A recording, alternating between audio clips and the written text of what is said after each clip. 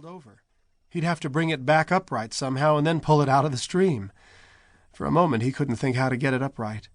He moved into the stream again. He was getting sick of taking his boots off and putting them back on, and heaved on the wagon, but it didn't move. The sand and gravel bottom seemed to suck it down, and even when he used a heavy tree limb the flood had brought down for a lever, the wagon didn't budge. He moved to the bank again, let the sun dry his feet, and studied the wagon. If he could move it sideways, pull it from the side... He saw the answer.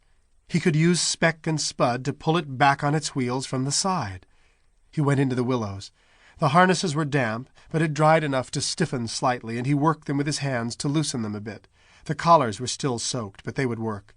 He caught Speck. Spud was already on a long picket, and harnessed them. Speck jumped around a bit until she remembered she'd worn the harness to pull the wagon for 3 days. Spud just looked around at the straps and chains and seemed to shrug.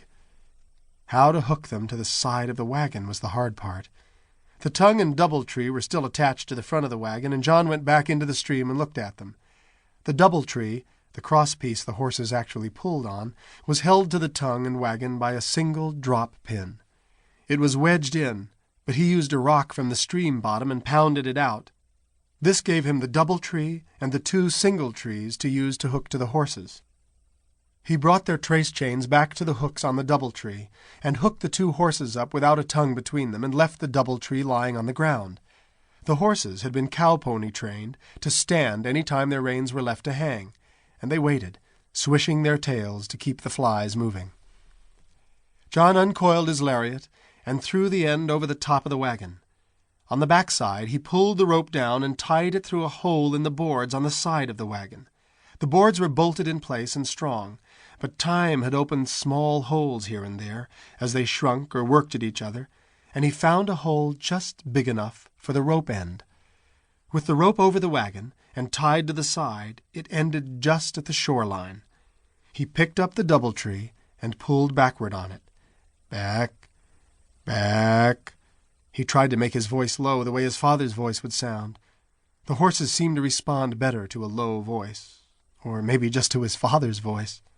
Spud and Speck backed in tiny little steps, fidgeting at the chains hanging by their legs as they worked backward.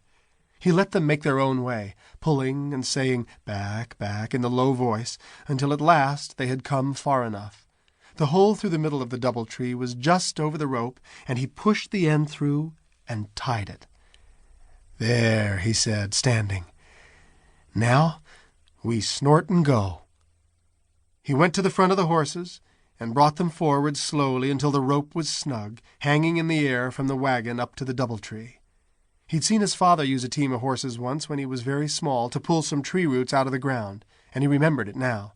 His father had stood off to the side of the team a bit, not in front and not behind where he could get caught by the end of the chain.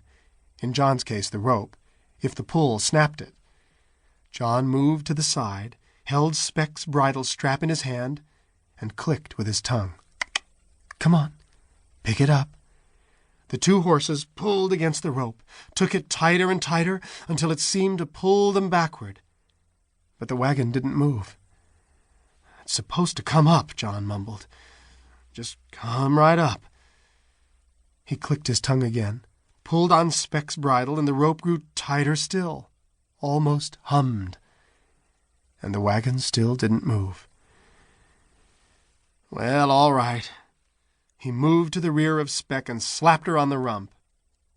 It was nearly the last thing he did on earth. The slap wasn't hard, but it frightened and startled Speck. She lunged forward, offsetting the doubletree, jerking it sideways. The trace chains flipped into Spud's legs, and he lunged forward. His sudden movement worsened Speck's fright, and in half a second the 2 of them were nearly crazy, slamming against their harnesses, heaving, driving their back feet into the ground, pulling in an instant jerk that put over a ton of weight on the rope. Everything happened at once. There was a great sucking sound, and the wagon came up, jumped up off its side upright. But even that didn't release enough of the pressure. The horses were still jerking, lunging forward, and all the force of their pull came down to the one small board the rope was tied to on the wagon. It gave, almost in the same split second as the wagon...